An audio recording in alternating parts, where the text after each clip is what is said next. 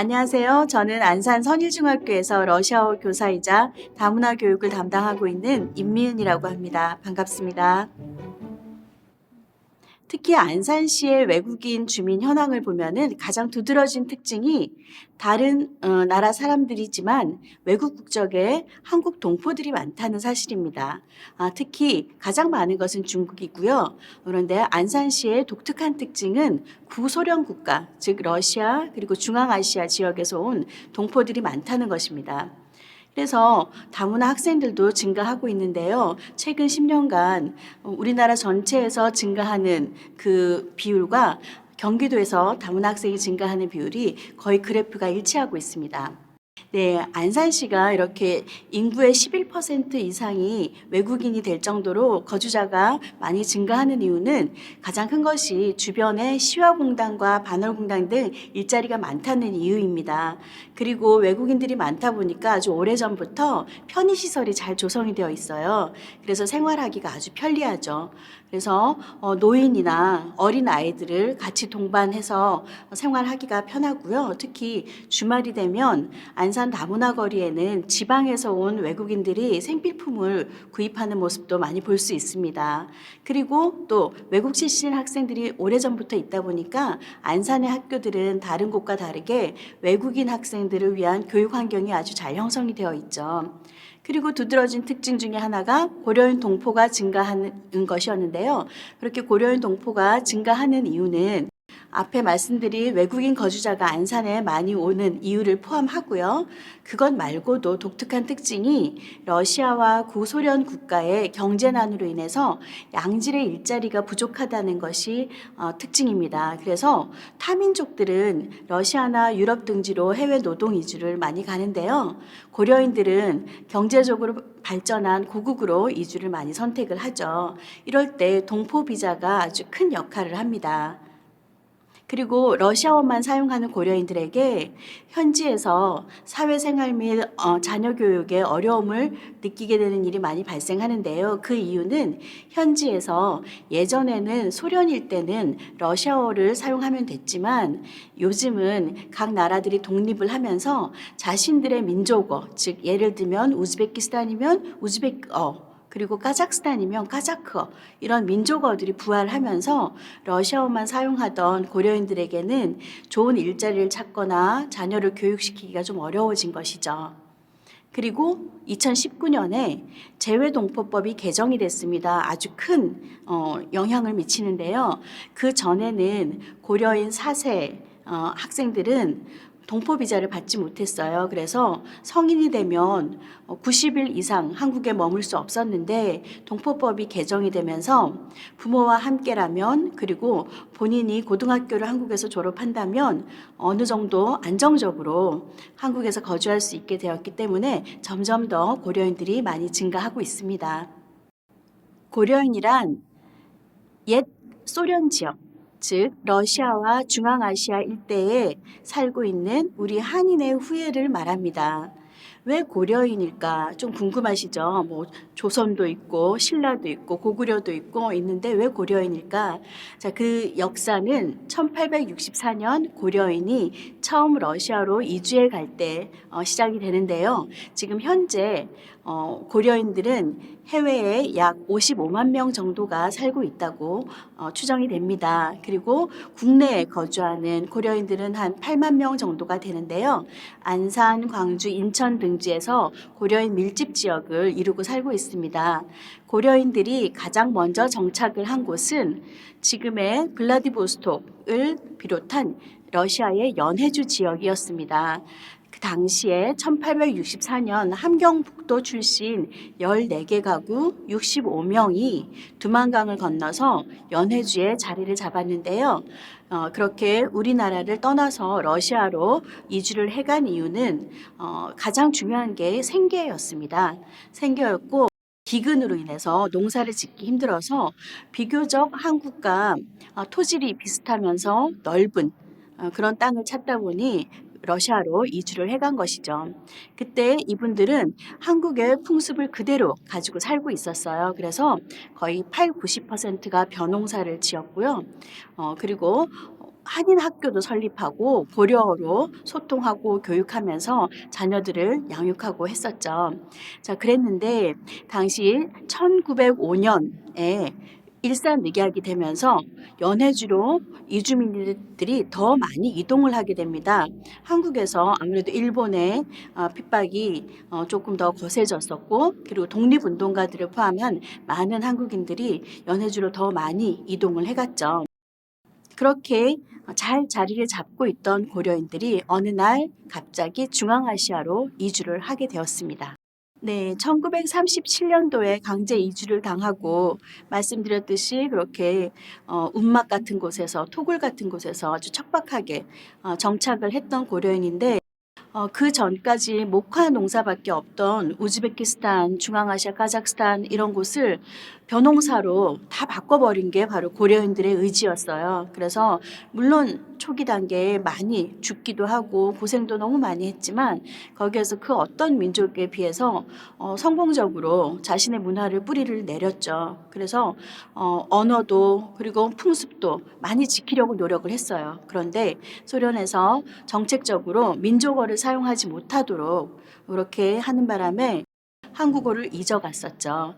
그래서 1991년까지 한국과 수교가 이루어지기 전까지 그 당시에 소련의 일부였던 중앙아시아 지역 일대도 우리는 사실은 고려인들의 존재조차도 잘 모를 정도로 우리가 관심을 갖지 못했고 그들은 한국에 돌아오고 싶어도 돌아올 수 없는 그런 정치적인 상황을 겪어야 했었죠.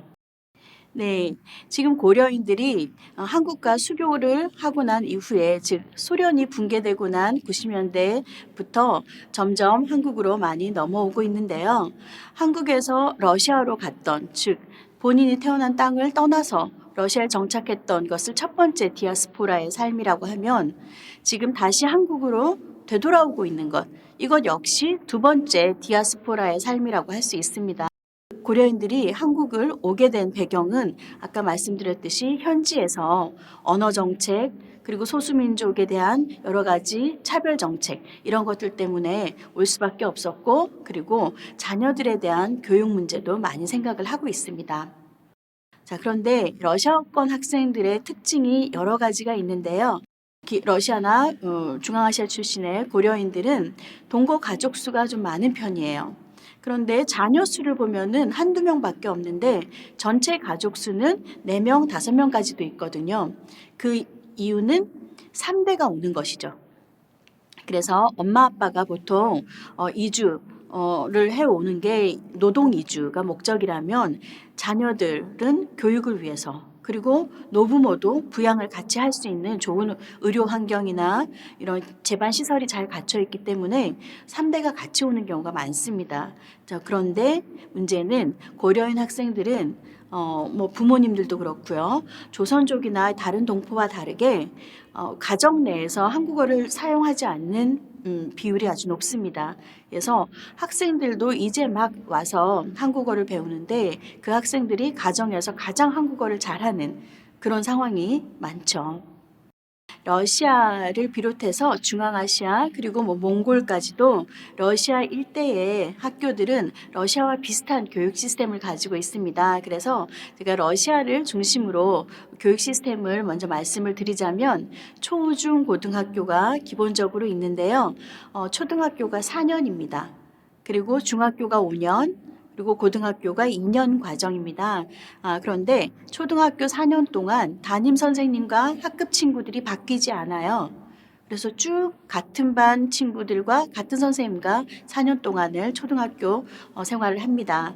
그리고 졸업을 하지 않고 그 학교 5학년으로 바로 진학을 하는데 그게 중학교 과정이에요. 초중고가 11년간 분리가 되지 않고 쭉 같은 학교를 다닙니다. 그래서 우리나라에서 초등학교 입학하고 졸업하고 중학교 입학하고 졸업하고 다시 1학년이 되잖아요. 중학교 1학년 그리고 고등학교 1학년 그런 학년 개념이 조금 달라서 헷갈려 할 수 있어요. 그래서 앞으로 다문화 시대 이주 배경 학생들을 맡는 선생님들은 7학년, 8학년, 9학년, 10학년 이런 용어들도 조금 익숙해지시면 좋을 것 같아요. 본국에서 7학년 마치고 왔으면 우리 중1 과정 마쳤구나라고 생각을 하시면 됩니다. 말씀드렸듯이 11년간 같은 학교에 다니다 보니까 사실은 학생들이고 뭐 선생님들이고 서로 너무 친하고 잘 지냅니다. 그래서 학교에서 따돌리거나 학교 폭력을 하거나 이런 일은 잘 보기가 힘들어요. 아주 어릴 때부터 그냥 가족처럼 잘 지내다 보니까. 그래서 사실은 나이나 이런 거에 따른 선배 후배 문화 이런 것들도 없고요. 그래서 러시아어권 학생들은 지금 한국 학교에서도 뭐 1학년과 3학년이 같이 친하게 지내고 우리 다 친구예요라고 얘기하고, 특히 누구를 따돌리거나 괴롭히거나 이런 일은 거의 보기 어려운 것 같아요. 러시아에는 4개의 학기가 있고요. 방학은 여름방학이 아주 길다는 특징이 있습니다. 그래서 9월 1일에 전국의 모든 초중 고등학교 대학교가 다 개학을 합니다. 이게 새 학년이 되는 건데요. 9월 1일에 시작을 해서 스쿨 같은 경우에 초중고등학교 이 스쿨 같은 경우에는 5월 마지막 주, 즉 5월 25일, 5월 26일 이때 1년 과정이 끝나요. 그러면 그 이후부터 6, 7, 8월 3개월간은 여름방학입니다. 그리고 여름방학 때는 학교에서 거의 방과 후 수업이랄지 이런 것들이 없어요. 그래서 학생들은 가족들과 시간을 보내죠. 그리고 이 짧은 기간 9월부터 5월 말까지 요 사이에 4개 학기를 다 지냅니다. 그래서 추운 러시아지만 오히려 겨울방학은 짧아요. 겨울방학은 연말 연시 이렇게 해서 한 열흘 정도 휴가 개념으로 있고요. 나머지 기간은 쭉 이어서 공부를 하고 여름에 3개월 정도 쉰다는 특징이 있죠. 첫 번째로 저는 이주 배경 학생의 출신 국가에 대한 교육 정보를 선생님들께서 공부를 좀 하시면 좋을 것 같습니다. 우리 반에 여러 나라 학생들이 섞여 있다면 그런 반이 비단 우리 반만은 아닐 거예요. 그러면 그 학교 전체의 이주 배경 학생의 비율이 높다는 얘기일 테고, 그러면 선생님들끼리 학습 공동체를 나눠서 국가를 좀 정하시고 아니면 언어나 문화 이런 것들을 좀 정하셔가지고 같이 공부를 하시는 게 좋을 것 같은데요. 먼저 국가별 학제입니다. 그래서 초중고가 몇 년인지, 그리고 이렇게 러시아처럼 쭉 이어지는지, 졸업을 하는지 이런 것들은 아주 중요한 정보거든요. 왜냐하면 한국에 취학을 할 때 졸업 증명서를 제출을 해라라고 하는 곳이 있어요. 기본 서류 중에. 그런데 사실 러시아 같은 경우는 졸업한 적이 없잖아요. 학생들이. 11학년 마치기 전까지는 졸업이라는 걸 한 적이 없기 때문에 졸업 증명서라는 게 있을 수가 없어요. 그래서 한국에서는 초등학교 6학년 마치면 졸업 증명서를 당연히 받을 수 있지만 그렇지 않은 나라들도 많기 때문에 우리가 그 나라의 학제나 몇 년 과정인지 그리고 졸업을 하는지 이런 것들을 모른다면 학생이 발급받을 수 없는 서류를 요구할 수가 있습니다. 그래서 국가별 학제가 어떤지 공부를 하시면 좋고요. 그리고 한 국가 안에도 여러 민족이 섞여 있는 곳이 있습니다. 러시아만 해도 200여 개 민족이 있고요. 우즈베키스탄도 100여 개 민족이 있습니다. 그럴 때 어느 나라에 어떤 민족들이 있고 그 민족들은 어떤 언어를 쓰는지, 어떤 종교를 가지고 있는지 알 필요가 있는데요. 왜냐하면 국가나 민족, 언어, 종교에 따라서 교육할 수 있는 내용이 달라집니다. 일례로 러시아어권에는 무슬림 학생들이 꽤 많이 있거든요. 한국에도 점점 이제 무슬림이 많아질 테니까 미리 우리가 조금 정보 차원에서 제가 말씀을 드리자면 무슬림 학생이 학교에서 성교육을 받았어요. 그리고 집에 가서 여학생이었는데 아버지에게 두들겨 맞고 머리가 깎인 적이 있었습니다. 그래서 밖에 가서 성교육 같은 거 듣고 왔다고 아이를 혼내는 거죠. 그리고 학교에다가 민원을 제기하고 그런 경우가 있었습니다. 그래서 러시아에서는 성교육을 하기가 아주 힘든 상황이라고 해요. 그런 것처럼 우리나라에서 여태까지 아무 문제 없이 진행되던 그런 교육 내용도 여러 언어권 그리고 여러 문화권의 학생들이 많아지면 우리가 이제부터는 고민을 좀 해야 되죠. 그래서 이런 출신 국가의 교육 정보를 아시는 것이 첫 번째 중요한 일일 것 같습니다. 네, 그래서 이제 지적 공동체가 필요합니다. 선생님 혼자서 다 할 수가 없어요. 그리고 이런 고민들은 앞으로 우리나라의 모든 학교에서 이제 다 해야 되는 고민들이거든요. 그래서 우선 교육부, 교육청 이런 곳에서 먼저 고민을 하고 관련 자료를 많이 만들어서 선생님들께서 조금 더 손쉽게 접근을 할 수 있도록 정보를 제공하는 것이 필요하겠죠. 지금 우리가 이 영상을 촬영하는 것처럼요. 한국어 능력은 학생들의 자존감, 그리고 사고력, 인지 능력, 그리고 학습 능력, 이런 것들의 모든 것을 다 영향을 주는데요. 특히 중도에 입국한 학생들, 그리고 다 자란 후에 들어오는 외국 학생들, 이런 경우에는 정말 한국어 때문에 학생들이 많은 어려움을 겪고 있습니다.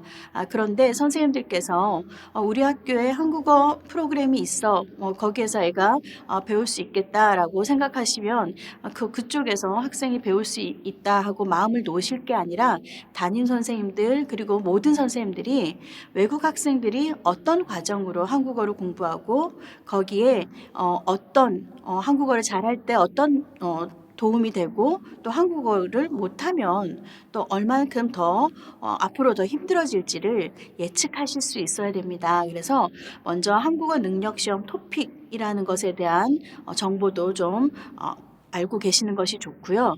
그리고 학교 밖에서 사회통합 프로그램이라는 것이 있어서 거기에서도 한국어와 한국 문화를 가르치고 있는데 그런 것들이 필요한 학생들에게는 또 일찌감치 선생님들께서 알고 정보를 주시는 것도 필요합니다.